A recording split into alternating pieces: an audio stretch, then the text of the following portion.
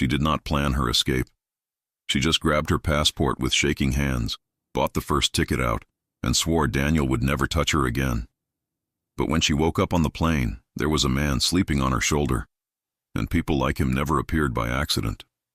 Olivia Carter didn't have a plan. She had fear, the kind of fear that makes your hands shake when you put your passport on the counter. The kind that makes you buy the first ticket the airline offers, no matter the price, no matter the destination. The kind that whispers, if you stay, he will find you. If he finds you, he will hurt you again. So she ran. The airport in New York was crowded and loud, but to her it was just a blur of faces she didn't trust. Her heart was still beating too fast from the way she'd left her apartment, without packing, without telling anyone, without looking back at the life Daniel had turned into a cage. She had almost not made it.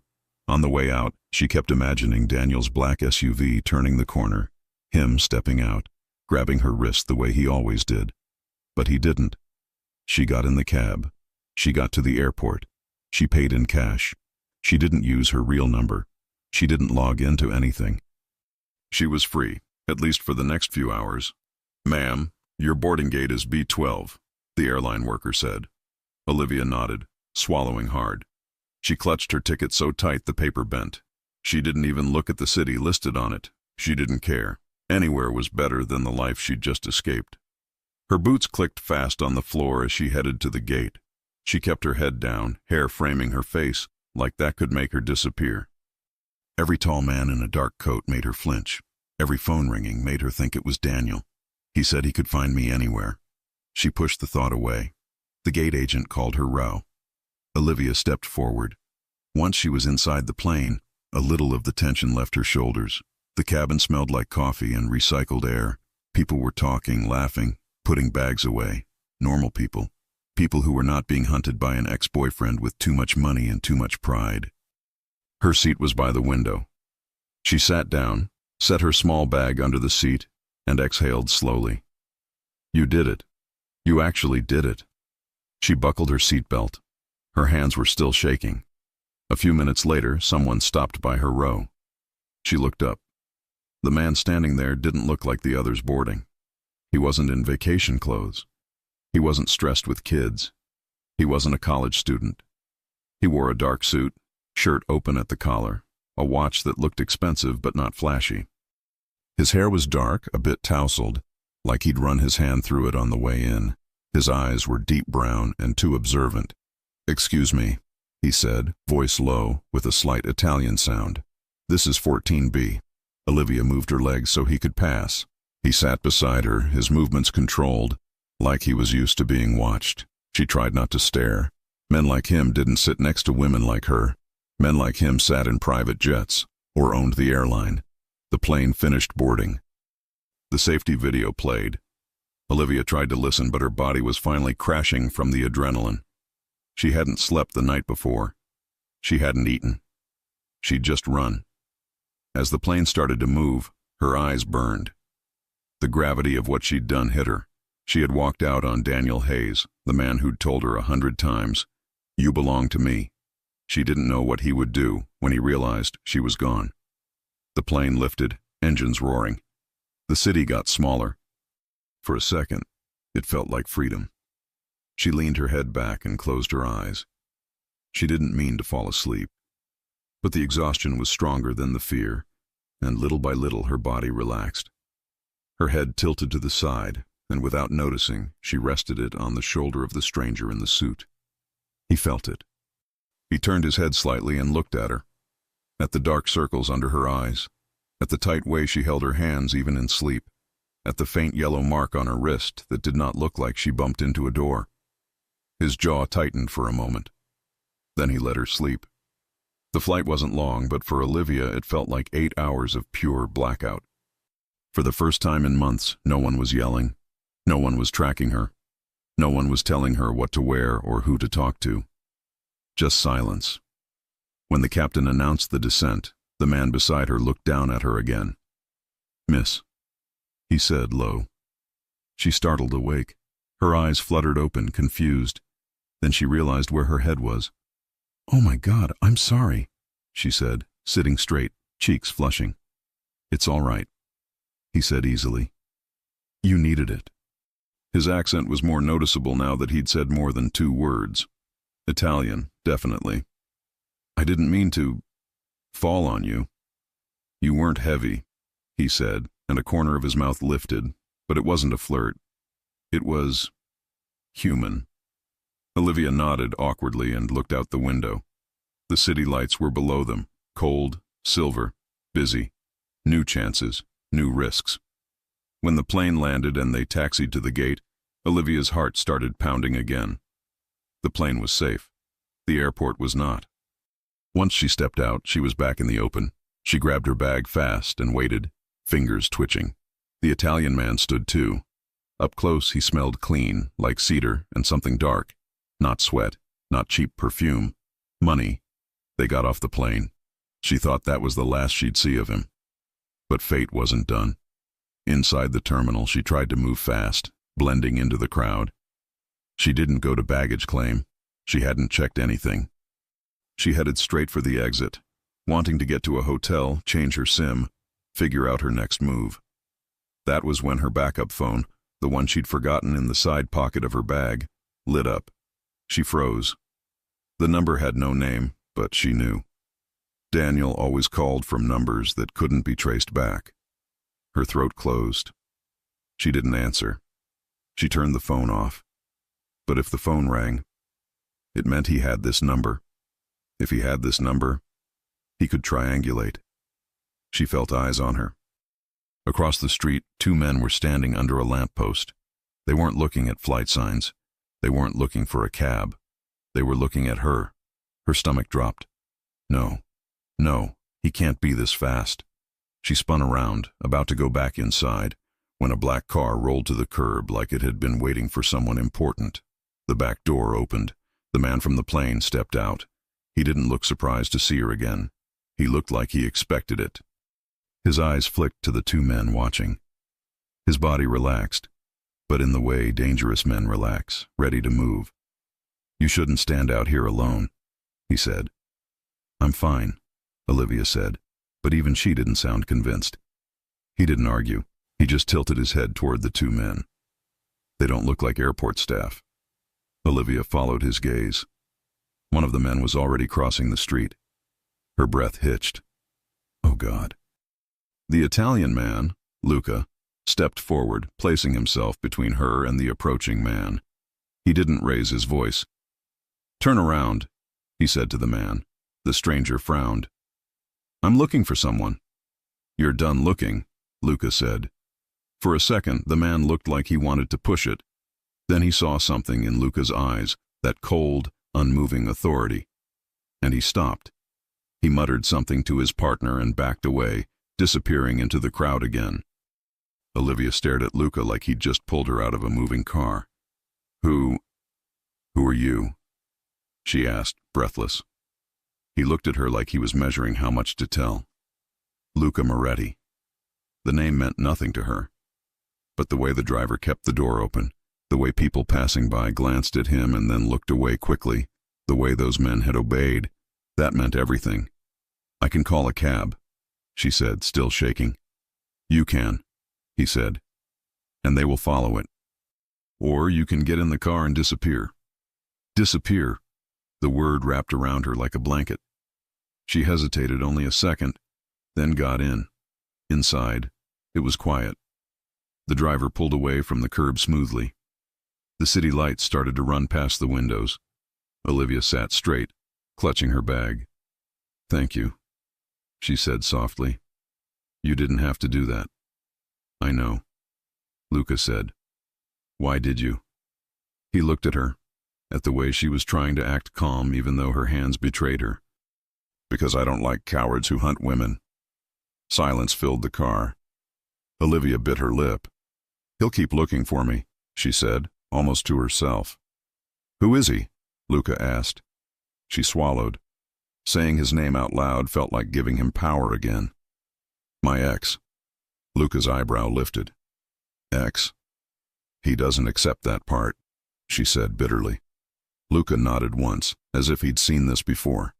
Men like that don't stop. I know. The car stopped in front of a high-rise with mirrored glass. Not a public hotel, something more private. The kind of building that either belonged to a company or to a man. A second man was waiting at the entrance. Tall, short dark hair, alert. He opened the door for Luca. "Boss," he said. Then his eyes flicked to Olivia, curious. "Marco," Luca said. "She's with me."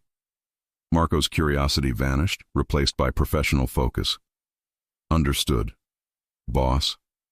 So she hadn't imagined it. He was important. Important enough that other dangerous men backed off. Inside, the elevator ride was silent. Olivia kept thinking she should leave, that she shouldn't bring more trouble to a stranger, that Daniel would come after anyone who helped her. But she also remembered Daniel's hand around her throat, his words in her ear.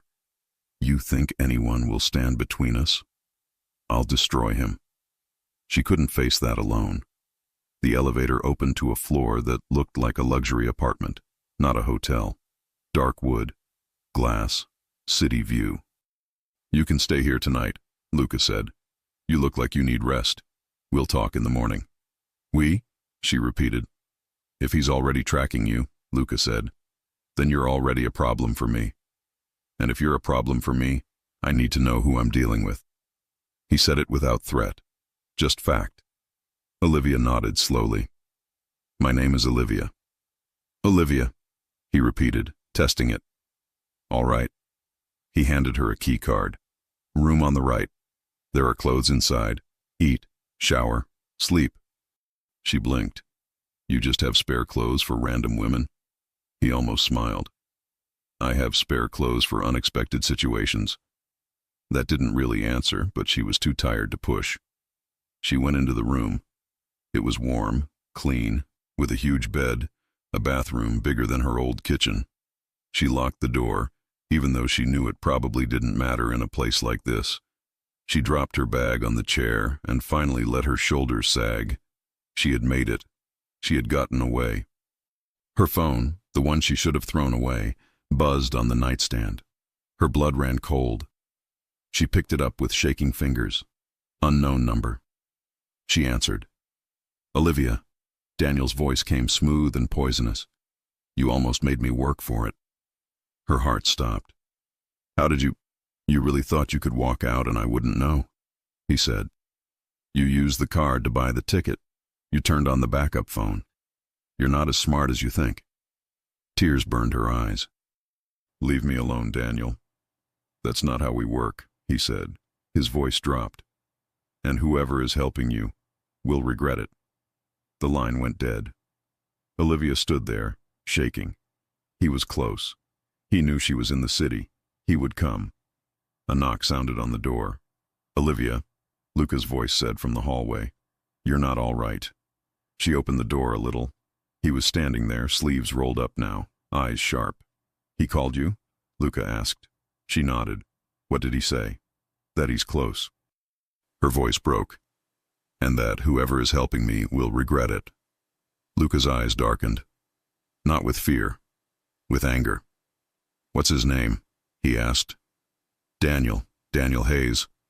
Luca looked like he was memorizing it. Then he said, in that calm, lethal tone that made men at the airport back off, "Then Daniel Hayes just picked the wrong woman to chase." The night outside kept moving, but inside that hallway something shifted. She wasn't running alone anymore. And Daniel had no idea who had just stepped between them. The city never really slept, but from Luca Moretti's penthouse, it looked like it might. The noise was distant, the light muted. Down below, the streets glowed with passing cars and thin ribbons of fog. Inside, everything was quiet except for the sound of Olivia Carter's footsteps pacing the living room floor. She hadn't changed since last night. Her hair was still pulled back, her coat still on, eyes wide and red from exhaustion. She'd been waiting for morning to come, but it felt like time had stopped after that call from Daniel.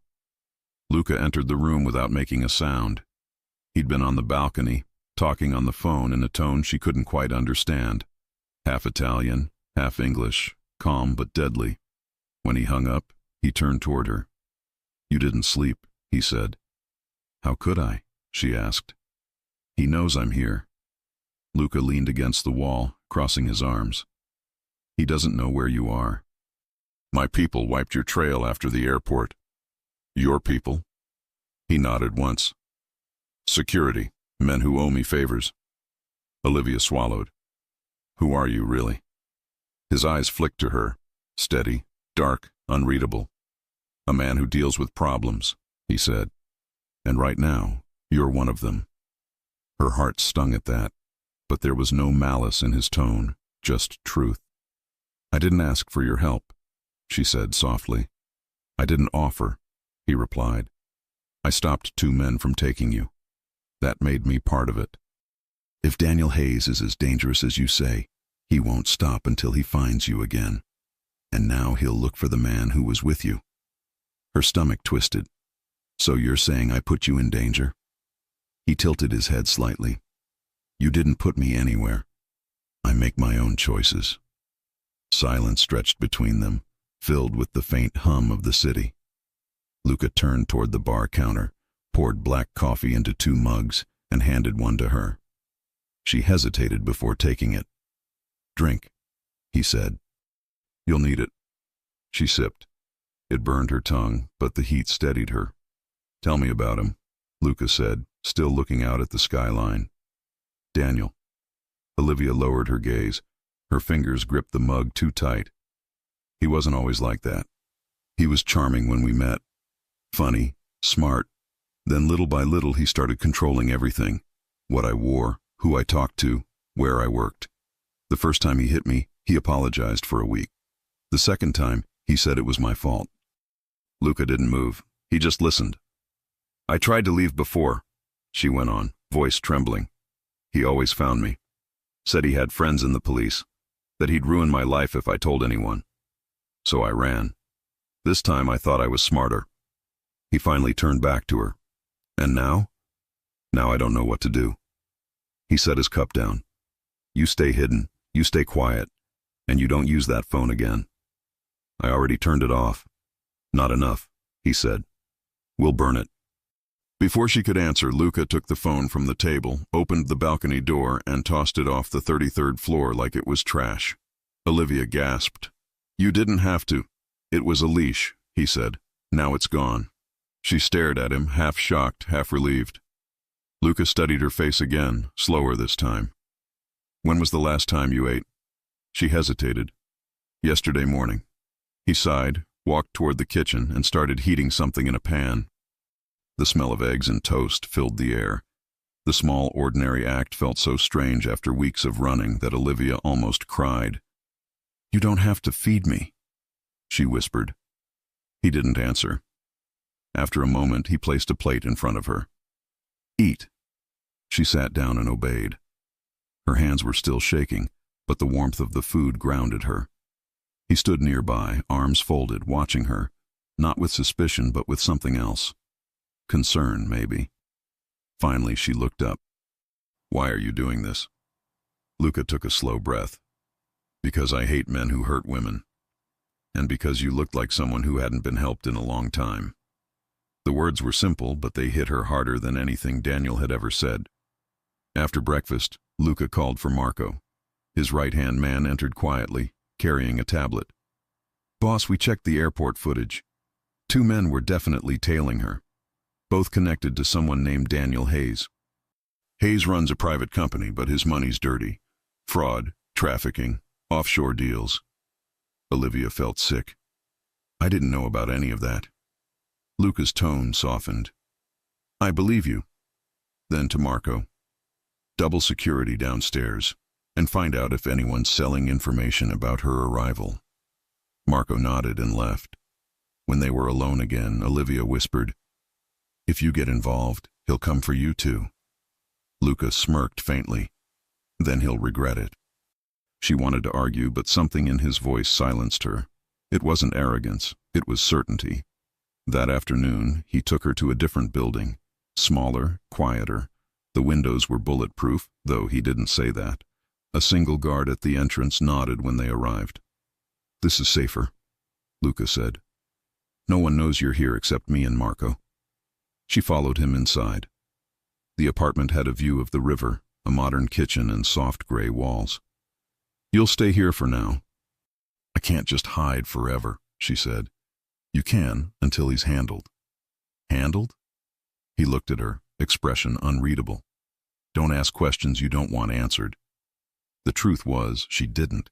She already guessed enough about what kind of man he was, the respect, the fear, the loyalty that followed him everywhere. He wasn't a police officer or a bodyguard. He was something else entirely. Still, she felt safer than she'd felt in years. When evening came, Luca disappeared into another room to take calls. Olivia wandered near the window, staring at the lights. For the first time, she let herself breathe. Then she saw something that froze her blood. Across the street, a dark figure near a lamppost, holding a phone pointed toward the building. Her voice shook. "Luca!" He was already behind her before she could finish. "Where?" She pointed. But the man was gone. Luca cursed under his breath and called Marco immediately. "We've got eyes on us. Find out who the hell's leaking my addresses." He hung up, jaw tight. "Pack your things." I just unpacked. "Then pack faster." Within minutes, they were in the car again, this time heading out of Manhattan into quieter streets. "Where are we going?" Olivia asked. "Somewhere he can't reach you," Luca said. The ride was long. She watched the city fade into suburbs, then open roads. By the time they stopped, it was past midnight. The property ahead was surrounded by trees, lights glowing along a long driveway. "This is one of my safe houses," he said. "You'll stay here until we fix this." Olivia hesitated before stepping out. "You talk like you've done this before." "I have," he said simply. Inside, the house was minimalist but warm. Fireplace, thick curtains, leather chairs. Luca showed her the guest room, then walked to the door. "Lock it from inside," he said. "If anyone tries to come in, don't open for anyone but me or Marco." She nodded. "Do you think he'll come here?" Luca's eyes softened for the first time. "If he does, he won't leave." That should have scared her, but it didn't. For the first time, the fear she felt wasn't for herself. It was for what Luca might do on her behalf. When he left the room, she sat on the bed, staring at the window. A small sense of peace started to settle, mixed with confusion. She didn't know why he cared, or why his calm voice had such an effect on her. Hours passed before she finally fell asleep. Luca stayed awake in the study downstairs, looking through files Marco had sent him. Photos of Daniel Hayes, business records, news clippings. Marco's voice came through the speakerphone. "Boss, this guy isn't just a jealous boyfriend. He's tied to a small criminal outfit in Jersey. He's got money and men." Luca's eyes narrowed. "So he's not just abusive. He's connected." "Exactly. And he's desperate. He put out word that he wants the girl found fast. Big payout." Luca leaned back in his chair. "Then tell the streets the contract's canceled. Anyone who touches her answers to me." Marco was silent for a second. "You sure you want to claim her protection officially? That sends a message." "I want it sent," Luca said coldly. "Tonight." He ended the call. From upstairs, a faint noise caught his attention. A nightmare, maybe. A muffled sound. He hesitated, then went to check.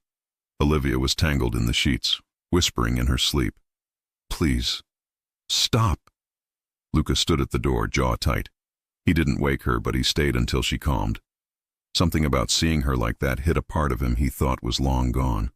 When he finally returned to the study, he poured himself a drink and stared out at the dark woods. "Daniel Hayes," he muttered. "You have no idea who you're dealing with." Morning came quiet. Olivia found a note on the kitchen counter. "Eat. Don't open the door. I'll be back. L." The smell of coffee lingered. There was food waiting, still warm. For a few minutes she stood there, unsure whether to trust it. Then she laughed softly at herself. She was hiding in a Mafia safe house, being told to eat breakfast like a normal person. But she ate. Later that day, Luca returned. He walked in with his sleeves rolled up, a bit of blood on his knuckles, like it was nothing. She froze. "What happened?" He looked at her briefly. Nothing you need to worry about. Luca. He rinsed his hands at the sink, water running red for a second before turning clear. One of the men who followed you yesterday had a loose tongue. He won't anymore. Olivia swallowed. You killed him? He turned, eyes calm. No. I made him talk. She didn't know what to say. Part of her wanted to run. Part of her felt safer than ever. Luca sat at the table, voice steady. He confirmed what Marco found. Daniel has people searching. He offered money to anyone who reports seeing you. That means you don't leave this house. And if I do, then you die, he said flatly. The honesty of it sent chills down her spine. Luca softened his tone. I'll keep you alive. That's the deal. What deal? The one I'm offering, he said. Stay under my protection until this ends. You follow my rules and no one touches you again. She stared at him. Why are you really helping me? He looked straight into her eyes.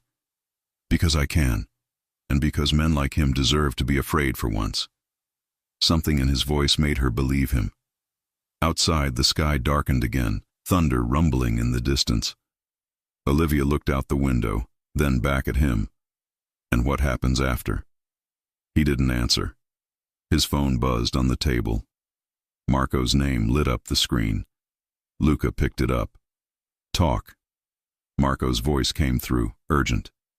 Boss, we've got a problem. Someone tried to enter the building from the back gate. He asked for her by name. Luca's eyes narrowed. Is he still breathing? For now. Keep it that way. I'm coming. He ended the call, grabbed his jacket, and looked at Olivia. Stay here. Do not move. Luca, what's happening? Daniel's close, he said. Closer than I thought.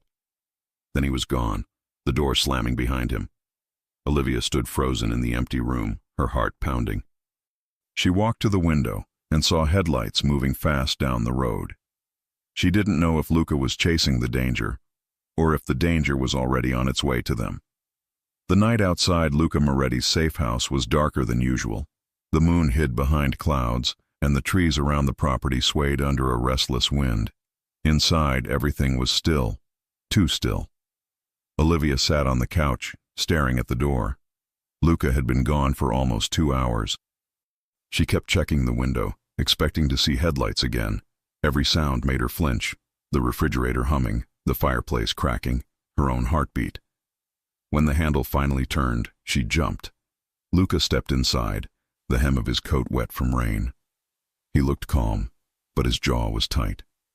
Behind him, Marco followed, scanning the room like a soldier after a mission. It's handled, Luca said simply, shaking the water from his hands. Olivia stood. Handled how? No one will come near this house again. She tried to read his face. What did you do? Luca met her eyes. I made sure Daniel's men know what happens when they cross my line. She swallowed. You mean you? I sent a message. He cut in, voice steady. That's all you need to know. Olivia didn't answer. She wanted to be grateful, but the words message and mafia lived in the same world, one she didn't belong to. Marco gave Luca a brief nod before leaving through the back hallway. When they were alone, Olivia spoke quietly. How long can I stay here? As long as necessary, he said. I can't hide forever. No, Luca agreed, but right now hiding is surviving. He took off his coat and set it over a chair. His shirt sleeves were rolled up, veins visible under tanned skin. There was blood on his wrist. Not much, just a streak, but enough to make her heart skip. You're bleeding. It's not mine, he said, walking to the sink to rinse it off. Olivia looked down, her voice shaking. You shouldn't have to do this for me. I don't do anything I don't want to, he replied, drying his hands. You didn't force me into this. Daniel did.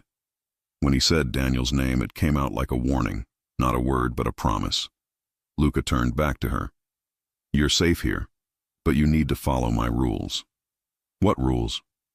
He started counting them on his fingers. 1, you don't leave the property. 2, you don't use a phone, computer, or anything that connects you to the world. 3, If anyone knocks on that door, even if they say it's me, you don't open it. And 4? He paused. You trust me. Her breath caught. That's not easy for me. I know, he said quietly. Do it anyway. The next morning, sunlight filtered weakly through the curtains. Olivia woke to the smell of coffee and something warm. Luca was already up, sitting at the kitchen island, reading a document. Good morning, he said without looking up. Morning, she said, her voice still raspy from sleep. What time is it? 7. He slid a plate toward her. Toast, eggs, orange juice. I'm not used to being taken care of, she said, sitting down. You're not being taken care of, he replied. You're being protected. She frowned slightly. There's a difference? Yes, he said. Protection ends when the danger ends. Care doesn't. The silence that followed felt heavier than the words themselves. As the hours passed, Olivia explored the house. It was bigger than she expected. A library, a gym, a small garden behind bulletproof glass. Everything smelled faintly of leather and cedar, like Luca himself. She paused by his office door. It was half open. Inside, Luca was on the phone, speaking in Italian. His voice was low, sharp, efficient. He hung up, sensing her presence. You shouldn't be near this room, he said, not unkindly. I wasn't listening, she said quickly. I was just walking. I know, he replied. But people who walk into my office sometimes see things they shouldn't. Olivia looked at him. Are you always this secretive? Yes, she smiled faintly. At least you're honest about it. He looked up from his papers, the corner of his mouth twitching. You make jokes when you're scared. Sometimes, she said. It helps. You'll fit in just fine then. For the first time since she'd met him, she saw something close to warmth in his expression. That evening, Luca took her outside. The rain had stopped, and the air smelled of wet earth. They walked along the gravel path behind the house, the lights from inside casting long shadows. You ever lived near silence? He asked. No, she said. Daniel hated quiet. He always had music on, loud. He liked control, Luca said. He lived for it. Luca glanced at her. Men like him mistake fear for respect. I don't. You don't seem afraid of anyone, she said softly. He gave a small, humorless smile. I am. Just not in the way you think. What do you mean? I'm not afraid of dying, he said. I'm afraid of losing what little good I have left. Something in his tone made her chest tighten. She wanted to ask what good he meant, but she didn't.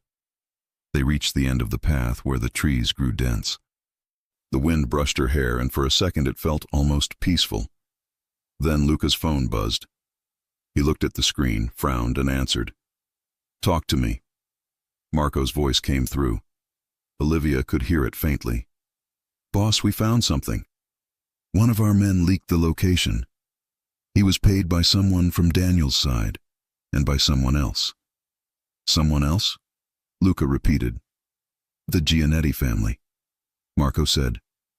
Luca's hand tightened on the phone. They're trying to use this. They want leverage. Exactly. They said if you hand over the girl, they'll back off your territory. Olivia's heart froze. She looked at him, whispering, What does that mean? Luca ended the call, slipping the phone into his pocket. It means you've become currency. Currency? He turned toward her, his face unreadable again. A tool to make me surrender something. And you're considering it? She asked, her voice shaking. His expression hardened. No, but they think I might. That's dangerous. She took a step closer. You don't even know me, Luca. You shouldn't risk everything for me. He looked down at her, eyes dark and steady. You think this is about knowing you? Isn't it? It's about principle, he said. I don't hand people over. Not to anyone. Her throat tightened. Even if it starts a war? He smiled faintly, a dangerous kind of calm. Then we fight smart.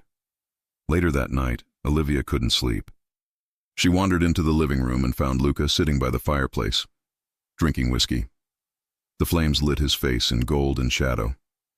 You should rest, he said without turning around. I can't. she admitted. Every time I close my eyes, I hear his voice.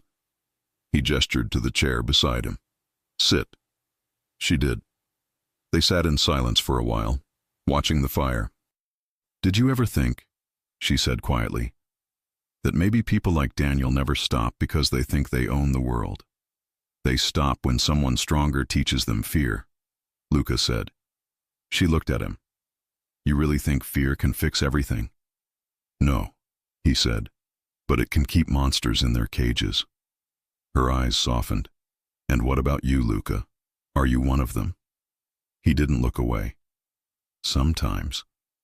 The honesty startled her.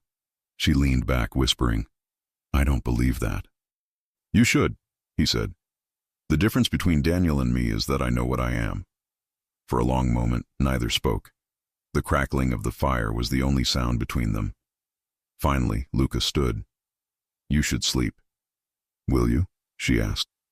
He looked toward the window, the reflection of the fire in his eyes. Not tonight. The next morning, Marco arrived early, tension written all over his face. Boss, we traced the payment from Gianetti's men. They weren't after you. They were after her. Luca's expression turned to ice. What? They wanted to sell her to Daniel directly. Daniel offered double for a live handoff. Olivia paled. They were going to trade me? Luca nodded once. They won't now. What do you mean? She asked quietly. I mean, I sent a message they won't forget, he said. And I shut down the leak. Olivia didn't ask how. She didn't want to know. Luca looked at her seriously.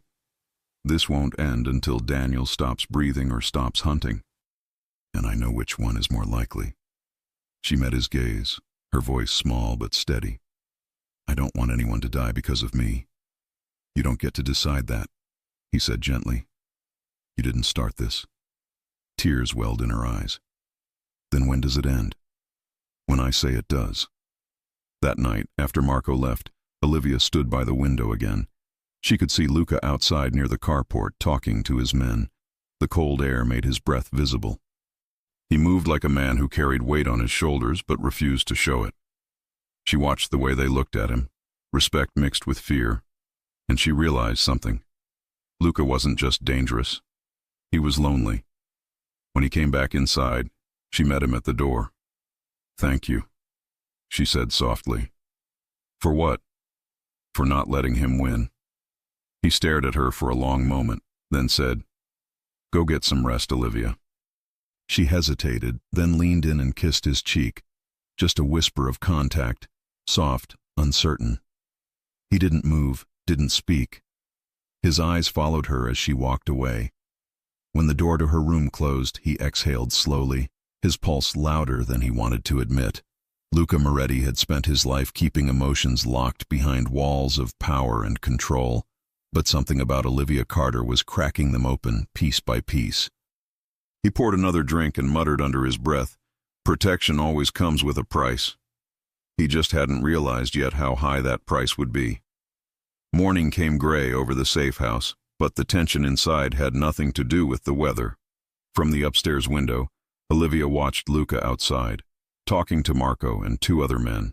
They weren't joking, they weren't relaxed, they were planning, and she knew, deep down, that planning had everything to do with her. She went downstairs before he came back in. She didn't want to look like she was hiding. Luca entered a minute later, closing the door behind him, bringing in the smell of cold air and rain. His eyes went straight to her. You're awake, he said. I heard voices, she said. You were outside for a while. I had to rearrange security, he replied, taking off his coat. Gianetti's people got too close yesterday. I don't like that. So they really know I exist now, she said quietly. They know I'm protecting someone, he corrected. They don't know where, but that's enough to make them curious. She looked down. So I made you vulnerable. Luca stepped closer, voice calm but firm. No, I made me vulnerable when I decided to keep you. That's on me, not on you. She looked up at him then, really looked, and there was no accusation in his eyes, just a decision he'd already made. He poured coffee for both of them and leaned on the counter. I need you to answer something straight, Olivia. Did you ever sign anything for Daniel? Money transfers, accounts, business documents? Her stomach tightened. Yes, once. He said he had a problem with the bank. I was scared, so I signed. Did you read it? No. Did you keep it? No. Luca's jaw clenched. That's why he's desperate. I didn't know Luca, she said fast. I swear I wasn't trying to steal anything. I just didn't want him to start yelling. He'd get in my face, slam the table, and then he'd say if I loved him I would sign. I believe you, Luca said immediately. This is exactly how men like him corner women. They make fear look like cooperation. She took a shaky breath. So now he wants me not because he loves me. He wants me because I can get him in trouble. Yes, Luca said, and that makes him dangerous, not just jealous. Before she could answer, Marco came in, tension written all over him. Boss, he said, glancing at Olivia for a second. We got another message. Luca straightened. From who? From Genetti's circle. They said they can help return the girl to the man she ran from. Olivia's face went pale. They talked to Daniel. Yeah, Marco said. Looks like Daniel offered money to whoever can grab her from us. Luca's eyes darkened. So Daniel thinks he can buy his way through my enemies. Marco handed him a phone. It came with this. Luca looked at the screen. Olivia came closer. It was a photo, airport security footage. Olivia walking out with her bag, eyes tired and scared. And just behind her, him. Under it, a simple line. She is your weakness now. Olivia felt her heart sink. Someone was watching us. They were watching me, Luca said. And now they think you're the way to get me to bend. Her voice came out small. I don't want to be your weakness. Luca looked at her like the answer was obvious. You're not. You're only a weakness if I pretend you don't matter. I'm not pretending. That hit her harder than any threat Daniel had ever made. Marco cleared his throat. Boss, the families think you might trade her. They think she's leverage. They're wrong, Luca said. We don't hand people over. Marco nodded. Then they'll test you. Let them, Luca said. When Marco left, Olivia turned to him. You could still give me back, you know. It would stop all this. Luca's face hardened. Don't say that again. Why not? It would fix it. No, he said. It would make me a man like him. And I am not. Her eyes filled. You don't even know me. I know enough, he said. I know you ran. I know you didn't sell him out. I know you're scared and still standing. That's enough for me to protect you. She stared at him for a long second, then nodded. Later, she asked for something simple. Can I call my friend, just to tell her I'm alive? Luca considered it. Then he nodded. Short. No locations. No names. He dialed on a secure line and slid the phone to her. Hannah? Olivia said. Olivia? Oh my God. Where are you? Are you safe? I'm safe. I can't tell you where. Is it Daniel? Did he find you? He tried, Olivia said. But someone helped me. Someone? Hannah's tone sharpened. Who? A man, Olivia said carefully. He's dangerous. But I'm safer with him than without. Hannah sighed. Just don't go back to your place. Daniel went there. He left a note. He said, I forgive you. Olivia scoffed. He never forgives. He just resets the control. I know, Hannah said, so stay gone. I will. They ended the call. Luca took the phone back, satisfied. Good. Now no more calls. By late afternoon, the tension hit its peak. Luca was in the living room when his private phone rang. Not the business one, not the secure one, the real one. He answered. Moretti. A smooth, arrogant voice came through. Mr. Moretti, we haven't met. But I believe you have something that belongs to me. Olivia froze. Daniel. Luca's voice dropped. Daniel Hayes. That's right, Daniel said. And you're the thug who thought he could pick up what I was disciplining. She's not yours. Luca said. She was, Daniel said. She wore my ring, lived in my house. I paid for everything. She didn't complain then. She didn't complain because she was scared, Luca said. There's a difference. Daniel laughed softly. Let me guess. She told you I hit her. She told you I forced her to sign. She didn't tell you she moved money. She moved what you made her move. You don't know what she did, Daniel said, voice getting colder. You don't know what she saw. I can't let her walk around with that in her head. You can't touch her, Luca said simply. And you think you can stop me? I know I can. Daniel paused, then spoke slower. You give her back. This ends. You keep her. I start talking to people you don't want me talking to. You already did, Luca said. You called Giannetti. You called anyone who would listen. You called the feds. So you do know, Daniel said. Good. Then you know this isn't just jealousy. It's business.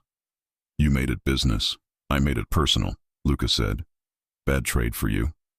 Daniel's voice turned into a promise. Then I will come for both of you. The line went dead. Silence filled the room.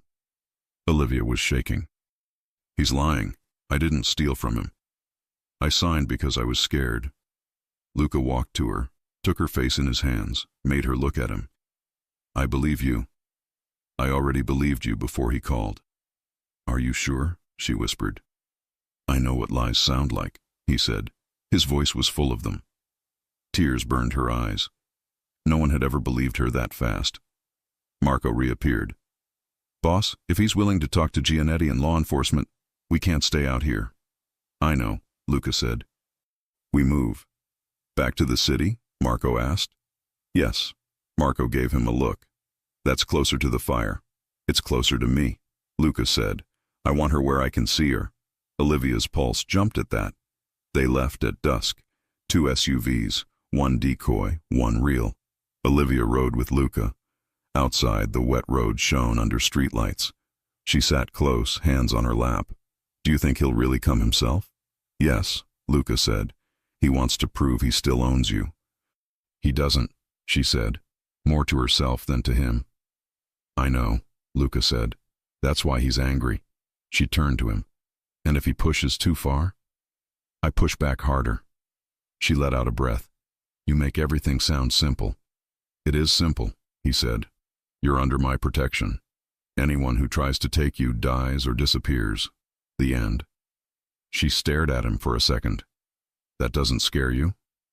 What? Choosing me over business. He glanced at her. I've made worse choices for less. That made her smile, even in the middle of danger. Halfway into the drive, Marco's voice came through the radio. Boss, tail, black sedan, holding distance. Luca didn't even look back. Decoy stays straight. We turn. The car turned off the interstate onto an older road through warehouses. The tail followed the decoy. Lost him, Marco said. He's following the wrong car. Good, Luca said. Let him think we're stupid. They reached the city an hour later. The SUV slid into an underground garage guarded by men who didn't ask questions. From there, a private elevator took them straight up. When the doors opened, Olivia felt her breath leave her chest. The penthouse was all glass and night. New York stretched around them like a sea of light. Inside, everything was black, gray, and steel. Clean, elegant, masculine. You live like this? She whispered. I work like this, he said. Living is less organized. She stepped to the window, looking down in awe. I've never seen the city from this high. You've never seen it safe, he said. Now you do. She turned to him. Luca. Yes. If Daniel said you don't know what she did, and you don't care, why? He held her gaze. Because I've seen what real evil looks like. You're not it. You're a woman who was used. I don't punish that. Her eyes shone. You talk like you've done this before. I've protected people who didn't deserve what was happening to them, he said. Not many, but some. And what happens now? She asked, voice soft. Now, he said, turning to the window again, watching the city breathe below. His world, my world, and your past, are on a collision course. He looked back at her. And when that happens, I need you to trust that I already chose which side I'm on. The rain over Manhattan came down in long silver lines against the glass, blurring the city lights and making the penthouse feel like it was floating above the world. It was the kind of night when people stayed inside, when the city got softer. Inside Luca Moretti's place, nothing was soft. Every screen was on. Every camera feed was live. Marco was at the console, watching the lobby, the elevator, the garage. Two of Luca's men were in the service hallway, out of sight but ready. The entire floor was locked, and in the middle of it, Olivia stood by the window, arms crossed over her chest, trying to slow her breathing.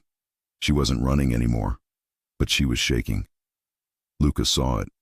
He walked over, sleeves rolled up, tie off, the same calm on his face he wore when he gave orders. "Breathe," he said quietly. "I am," she said. "It's just, tonight feels different." "It is," he said. "Tonight we stop reacting. Tonight we end it." She looked at him. "By using me as bait." His mouth twitched. "You make it sound uglier than it is." "It is ugly," she said. "He wants me. You want him. I'm the string between." "You're not a string," Luca said. "You're the reason he'll walk through that door, and the reason he'll stay down." She held his gaze. "And if something goes wrong?" He didn't blink. "Then I get you out." "You can't promise that." "I just did." There was something in the way he said it, steady, final, that made her swallow the argument. He'd been consistent since the airport. "I protect, you let me." Tonight was no different, just louder. Marco approached, tablet in hand. "Boss, we confirmed the trail. Daniel used her name on 3 accounts, Cayman, Panama, and one here." Olivia turned. "Here?" Marco nodded. "New Jersey bank, fake business account, all under your SSN, all tied to his shell company." Her shoulders slumped. "So I could really go to jail for something I didn't do." "If he stays alive, yeah," Marco said. "If he doesn't, he won't," Luca cut in. Marco nodded. "Then it dies with him." Olivia looked between them. "That's it? That simple?" "Simple is the most effective," Luca said. "He built it. He can't testify if he's gone." She hesitated. "Luca, are you killing him for me, or because he's a problem?" He stepped closer, lowering his voice. "Both. I don't like men who hurt women, and I don't like men who think they can touch what's under me." Her cheeks warmed at that. "Under you?" "Under my protection," he corrected, but his eyes didn't move from hers. For a second, the danger faded, and it was just the two of them, her with wet eyes and a brave face, him with a gun on his hip and a heart he didn't show to anyone else. Then the elevator alert chimed softly on the console. Marco straightened. "Movement downstairs." Olivia's pulse spiked. "Him?" "3 men," Marco said, watching the feed. "1 umbrella, expensive suit. That's him." Luca turned to her, voice suddenly all command. "Into the study. Curtains open. Sit where he can see you, but stay out of the line of fire." She nodded, legs a little unsteady, and did exactly that. The study had glass walls facing the living room, so from the entrance you could see her. Small, nervous, backlit by city lights. A perfect lure. Luca clicked his earpiece on. "Everyone hold until I say. We take him alive if he talks. We finish him if he doesn't." "Copy," came the answers. Down in the lobby, Daniel Hayes looked straight at the camera and smirked. He didn't look like a man scared to walk into a mafia boss's home. He looked like a man who believed the world still belonged to him. He walked into the elevator with 2 men. As it rose, Luca moved. Not to the center of the room, but to the side, behind a structural column where he had a clean angle. He could see the door. He could see Olivia. Daniel wouldn't see him right away. In the study, Olivia sat on the edge of the desk, fingers gripping the wood. Her heart thudded so loud she was sure the whole room could hear it. Luca's voice murmured in her ear, low, warm. "I see you. You're good. You're not alone." She closed her eyes for 1 second. "Okay." The elevator dinged. The doors slid open. Daniel stepped out like he was walking into a meeting. Hair slicked back. Suit tailored. Smile rehearsed. "Olivia," he called, like this was domestic. "There you are." She stiffened. "Stop right there." He laughed. "What? No hug?" "Stop," she said again, louder. He spotted her in the study and started walking, not even looking around. "You really ran to a criminal?" he said, shaking his head. "Baby, you overreacted. You always did." Her stomach turned. "Don't call me that. I fed you, clothed you." "You hit me," she snapped. "Because you lied," he said instantly. "You made me sign things I didn't understand. Because you never listened." The old cycle. The blame. The twisting. And then Luca's voice came from behind him, calm as ice. "She's not listening to you now either." Daniel spun around. Luca stepped out of the shadows, sleeves still rolled, gun in his hand, but pointed down. Two of his men appeared behind him, guns up. For a second, the room froze. Two predators, two worlds, same target. "So you're Moretti," Daniel said, eyes sweeping him. "You look shorter on paper." Luca didn't even blink.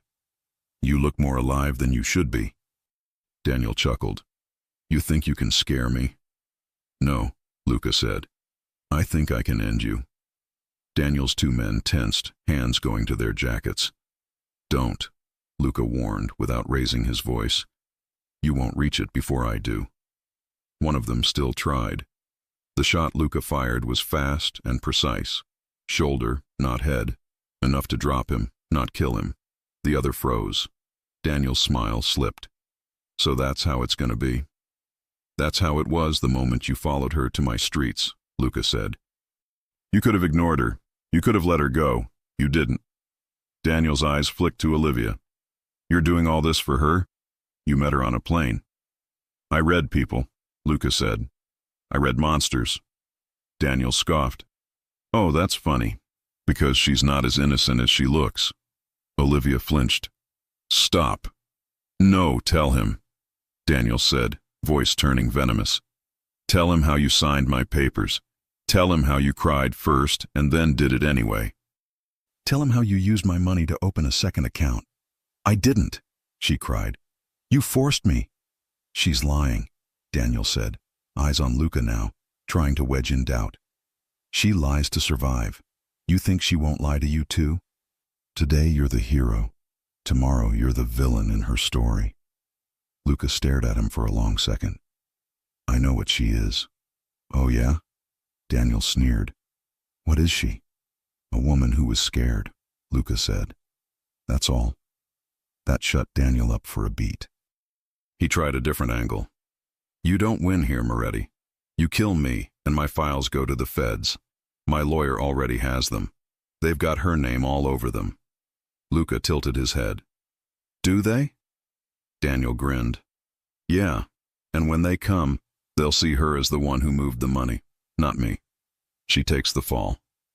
Olivia's face crumpled. "Luca." "I told you," Luca said without taking his eyes off Daniel. "I don't let that happen." Daniel chuckled. "What are you going to do? Hack the government?" "No," Luca said. "I'm going to remove the source." Before Daniel could react, two more of Luca's men stepped in from the service corridor, carrying a small drive and a laptop. Marco held it up. "We already pulled his cloud. We already erased her from it." Daniel's cocky expression cracked. "What? You thought we came into this blind?" Luca said. "I don't go to war without knowing where the bullets are." For the first time, Daniel looked rattled. Then the mask came back. "Doesn't matter. She's still mine." That was the wrong sentence. Luca's eyes went dark. "No, she's under me now." The air in the room shifted, danger turning personal. Daniel realized it too. He took one step back, closer to the glass, eyes darting between Luca and Olivia. "You really think he's saving you?" he snapped at her. "He's using you. You're a pretty excuse to start a war." "Maybe," she said, voice shaking but loud. "But at least he chose me. You never did. You just owned me." That hit him harder than any punch. His expression twisted. "You ungrateful." He lunged, not at Luca, but at her. In a blur, Luca moved. He pushed Olivia behind the desk with one hand and lifted the gun with the other. Daniel grabbed a glass paperweight from the side, ready to throw, but he never got to. The shot rang through the penthouse, loud, final, echoing off the marble. Daniel staggered, eyes wide, shock replacing the rage. He looked down at the growing red on his shirt, then up at Luca. You killed... for her.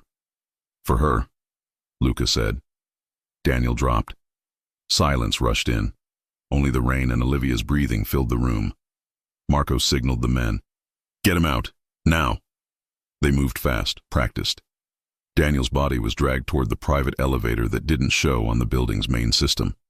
The wounded henchman was taken too. In less than a minute, the floor was clean, except for the shattered glass and the pounding in Olivia's chest. She was still behind the desk, knees weak, eyes wet. Luca turned to her. It's done, he said quietly. She stared at him like she didn't believe it. He's really gone. He can't hurt you again. The words hit her like a wave. All the months of running, the hiding, the waking up to check the door. Over. Because one man decided to stand in front of her and not move. Her legs gave out. Luca crossed the space in 3 strides, catching her before she hit the floor. His arms wrapped around her, strong and warm, and for the first time she cried without trying to stop it. It's okay, he murmured, one hand on the back of her head, pulling her into his chest. You're okay, it's over. She pressed her face into him, shaking. I thought he'd always find me. He won't, Luca said. Not in this life. She pulled back just enough to look at him. His face was close. So close she could see the rain still on his hair from earlier, the tension slowly leaving his jaw, the way his eyes softened only for her. You did all this. For me, she whispered. He cupped her face with one hand, thumb brushing away a tear. I told you, I don't hand women over, and I don't let cowards win. Her lips parted, breath mingling with his. Luca. He hesitated for a second. Not because he didn't want to, but because he knew once he did, there was no going back. Then he bent his head and kissed her. It wasn't a soft, uncertain kiss. It was the kind that comes after fear, after relief, after a gunshot. Full, deep, claiming, like he was telling her with his mouth what he hadn't said with words. She melted into it instantly, hands gripping his shirt, pulling him closer. All the days of silence, of glances across hallways, of almost touches, it was all there. His hand slid to her waist, fingers spreading, keeping her against him. He kissed her like he'd been waiting since the plane. She kissed him back like he was the first safe place she'd ever had. When they finally parted, both were breathing hard. He rested his forehead on hers. You're safe, he said again, quieter this time, almost like a promise to himself. As long as you stay with me. She smiled through tears. Then I'm staying. A small, rare smile curved his mouth. Good. She glanced toward where Daniel had fallen. What about everything else? The families? The feds? We handled the files, Luca said. Marco wiped your name. Anything left, I'll buy, threaten, or burn. That's my world, not yours. You'd do that. I already did. She searched his eyes. So what am I now, Luca? A problem? A woman you saved? A guest? His hand tightened on her waist. You're the woman I chose. Her breath caught. Then, tonight wasn't just about danger. No, he said, eyes on her mouth again. Tonight was about finally stopping running. Outside, the rain started to ease, the city below still alive and unaware. Inside, in a penthouse above Manhattan, a dangerous man and a woman who'd been hunted stood holding on to each other like the battle was over. But there was still tomorrow. There were still rival families who'd noticed. There were still consequences. That was fine, because now everyone would know. Luca Moretti didn't have a weakness. He had someone he'd kill for. Morning light filtered through the tall glass windows, soft and gold, touching the city like a secret. The storm had passed. Manhattan was breathing again. Inside Luca Moretti's penthouse, the quiet was different now. Not tense, not waiting, just still. Olivia woke wrapped in a blanket on the couch, the faint scent of his cologne still on her skin. For the first time in years, she hadn't dreamed of running. She'd dreamed of staying. Across the room, Luca stood near the window, suit jacket off, shirt sleeves rolled to his forearms, coffee in hand. He'd been awake for hours, watching, thinking, protecting, even in silence. She sat up slowly. "You don't sleep much, do you?" He turned, a half smile touching his mouth. "Sleep's a luxury, and I don't do luxury well." "You do it better than you think," she said, pulling the blanket tighter. "You made this place feel safe." He looked at her for a long second. "That's new for me." "What is?" "Someone feeling safe near me." There was no bravado in it, no self-pity, just truth. Olivia stood, walked closer, bare feet silent on the marble floor. "Maybe you were waiting for the right reason." He set the coffee down, eyes on her. "And you think you're that reason?" She smiled faintly. "You tell me." Luca didn't answer. Instead, he reached out, brushing a strand of hair from her face. His hand lingered. "You should eat something. You didn't touch dinner." She laughed softly. "You just can't help giving orders." "I can try," he said, amused. "But I'd fail." Marco arrived around noon. His usual confidence was back, but his tone was respectful, quieter than before. "It's done," he said, placing a folder on the table. "No trace left. The accounts are gone, the transfers buried. Daniel Hayes officially doesn't exist." Olivia's chest tightened. "And me?" "You're clean," Marco said. "The feds had copies of his accounts, but nothing tied to you now. Your name was wiped before they even noticed." Luca nodded once. "Good work." Marco hesitated, looking between them. "Janetti's asking questions. He says Daniel owed him money. He wants to know if you're keeping anything that was his." Luca's gaze sharpened. "Tell him I don't keep leftovers." Marco grinned faintly. "Thought you'd say that." As he left, Olivia turned to Luca. "Won't that make things worse?" "It will make things clear," he said simply. "Clarity keeps people alive." That afternoon, she stood on the balcony overlooking the skyline. The sun was setting, painting the city in orange and rose. She hadn't realized how beautiful peace could look. When Luca joined her, she didn't turn. She just said quietly, "I should go, shouldn't I?" He froze for a second. "Why?" "Because you've done enough. You risked your life, your business, everything. I can't keep hiding behind you." He leaned against the railing beside her. "You think that's what you're doing?" "I don't know what else to call it."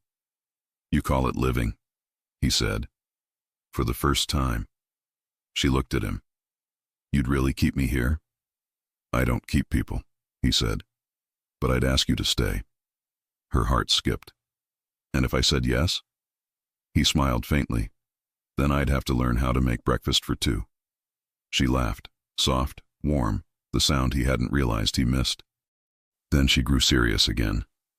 "Luca, I don't belong in your world." He turned fully toward her.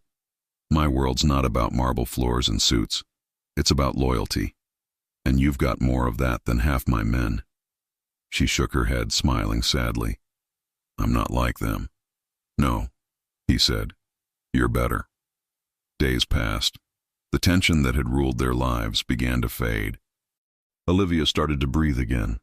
Long walks on the terrace, coffee on the balcony, moments when she caught Luca watching her and didn't look away. He never said the word love, but it was in the way he stood between her and the door, the way he remembered how she liked her coffee, the way he listened when she spoke. One night she found him in the study, papers spread across the desk, contracts, numbers, security updates. "You're rebuilding," she said. "I'm cleaning up," he replied. "When something rots, you cut it out." She hesitated at the door. "And what happens when you're done?" He looked up. "Then I start something new." "With who?" she asked quietly. He studied her for a moment. "Maybe with you." Her breath caught. "You don't even know what I'd want." "I know you want peace. You want truth. You want a man who doesn't lie to you." She swallowed. And what do you want? He smiled slightly. I want to stop being a man who only destroys things. She crossed the room and placed her hand over his. Then start with me. His eyes searched hers. You sure? Yes. He turned his hand, fingers lacing with hers. Then it settled. That night they stood together by the window again. The same place where everything had almost ended. Olivia leaned her head on his shoulder. You ever think about what's next? He exhaled slowly. Sometimes. I think about leaving it all. The deals, the guns, the men. Maybe somewhere quiet. Would you really walk away? He looked down at her. If you asked me to. Her lips curved. Then considerate asked. He smiled. Small, real. You sure you could handle me outside the city? I handled you inside it, she said. I'll manage. A week later, Luca kept his word. He transferred control of his operations to Marco, quietly, efficiently. No announcements, no threats. The men who worked for him knew better than to question it. When it was done, he packed one small suitcase. Olivia waited by the elevator. You really did it. He nodded. You said quiet, so we start quiet. Where to? Somewhere with no cameras, he said. No bodyguards. No one who knows my name. She smiled. That's a lot of places. Then we'll take our time. The elevator doors opened. He gestured for her to go first. She hesitated. You're sure? About you? He asked. Completely. She stepped in, heart pounding. When the doors closed, she reached for his hand. He didn't pull away. The car that took them to the airport was unmarked, windows tinted. For once, Luca wasn't watching the mirrors. He was watching her, the way her hair caught the sunlight, the way her eyes finally looked at peace. You nervous? He asked. A little. Good. It means you still care about something. She smiled, glancing at him. You really don't miss it? The power? I have something better, he said simply. Someone who makes me forget I ever needed it. She leaned closer. That's a dangerous thing to say for a man like you. I'm not a man like me anymore, he said. When the plane took off, Olivia looked out the window, watching the city shrink into clouds. Luca rested his hand over hers. You don't have to be afraid now. She turned to him. I'm not. Good, he said. Because wherever we land, that's home. She smiled softly. Then home is wherever you are. He kissed her hand, slow and certain. Exactly. Months later, in a quiet coastal town, they walked the beach at dusk. No guards, no suits, no ghosts. Olivia collected shells. Luca carried the bag like it was gold. You know, she said, teasing, you're not very intimidating like this. He smirked. Don't tell anyone. I've got a reputation. I think it's safe with me, she said. The waves broke gently, and for a moment the whole world felt small enough to fit around them. Olivia stopped, turning toward him. You ever regret it? What? Letting it all go. He thought for a moment, then shook his head. I used to live in a world where everyone wanted something from me. You're the first person who never asked for anything. Except truth. I can live with that. She smiled, stepping closer. And what about love? He brushed her cheek, voice low. That came with the deal. Their lips met again, not out of desperation this time, but peace. When they pulled apart, she laughed softly. You still don't smile much, you know. He grinned just enough. I'm working on it. The wind lifted her hair, and he caught it gently, tucking it behind her ear. Luca Moretti, she said, her voice full of warmth. You're officially a free man. He looked at her, sunlight fading behind them. No, he said softly. I'm a man in love. And for once, there was nothing left to run from. No danger, no lies, no ghosts. Just them. If you enjoy stories like this, take a moment to subscribe to the channel. That's how I'll know you truly liked it. Even if you're watching on your TV, grab a second to join this family of fans who love emotional and heartfelt stories. Your support means everything, and it helps us bring you even more tales like this one.